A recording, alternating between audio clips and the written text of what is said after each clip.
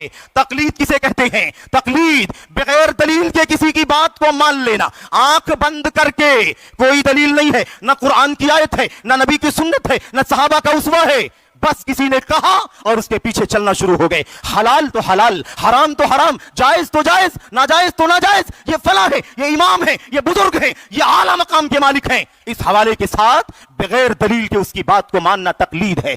बिस्मिल्लाहिर्रहमानिर्रहीम। मुहतरम नाज़रीन गिरामी, अभी आपने स्क्रीन पे एक वीडियो समाअत की है। हमारे एक दोस्त हैं, उन्होंने उस वीडियो को मेरे पास सेंड किया। जब से मैंने उस वीडियो को देखा मुझे बड़ा ताज्जुब भी हुआ, बड़ा अफसोस भी हुआ कि आखिर आज कैसे कैसे लोग हैं जो इस तरीके की बातें जिसका कोई सबूत नहीं होता, यानी मन घड़त बातें होती हैं, ज़ौक़ और शौक़ के साथ बयान करते हैं। आपने वीडियो में सुना होगा तक़लीद के हवाले से गुफ्तगू हो रही है और उसका ख़ुलासा ये निकलता है कि तक़लीद कहते हैं बेदलील बात को मानना। कुरान और हदीस में कोई उसकी दलील नहीं होती।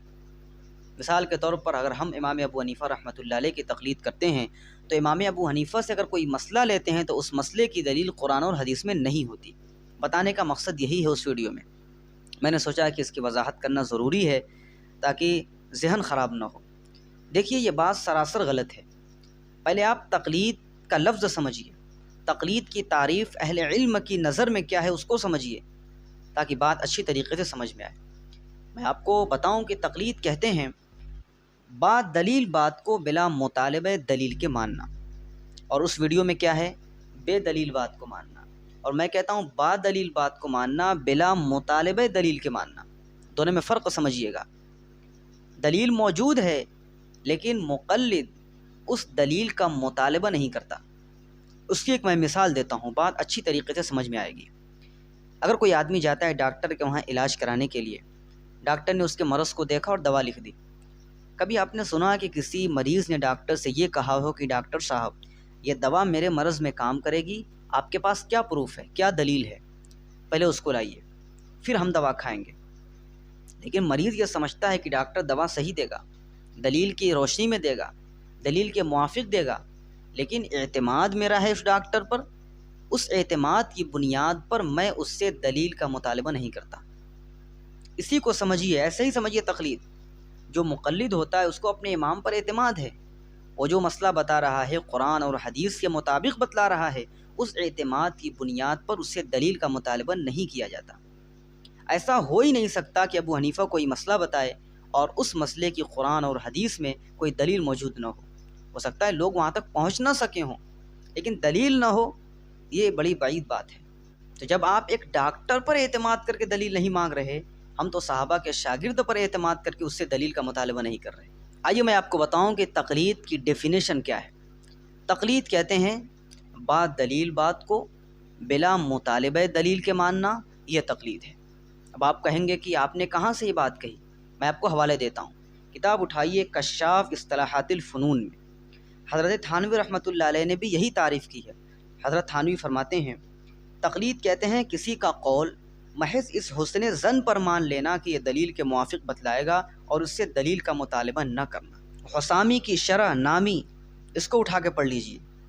अल कलामुल मुफीद फ़ी इस्बात तक़लीद उठा के पढ़ लीजिए।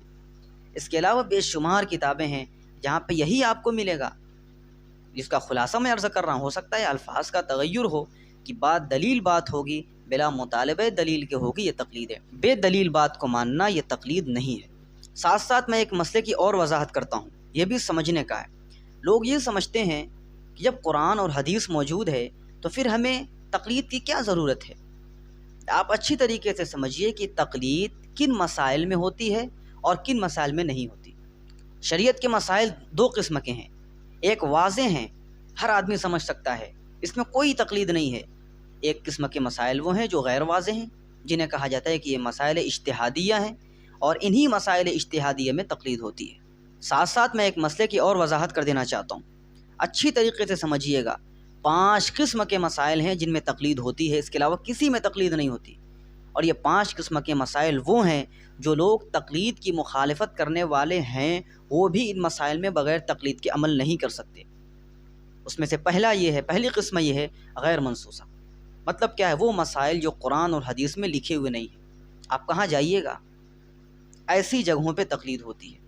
دوسری قسم ہے منصوصہ متعارضہ، تیسری قسم ہے منصوصہ مجملہ، چوتھی قسم ہے منصوصہ محتملۃ المعانی، اور پانچویں قسم ہے منصوصہ غیر متعینۃ الاحکام۔ تو تقلید ان 5 قسم کے مسائل اجتہادیہ میں ہوتی ہے۔ تو تقلید پر مجھے تفصیلی گفتگو کرنے کا میرا مقصد نہیں ہے، بس میں آپ کو یہ بات بتانا چاہتا ہوں، یہ بات لوگوں کے سامنے پھیلائی جا رہی ہے کہ تقلید کہتے ہیں بے دلیل بات کو ماننا، بے دلیل بات کو ماننا یہ سراسر غلط ہے۔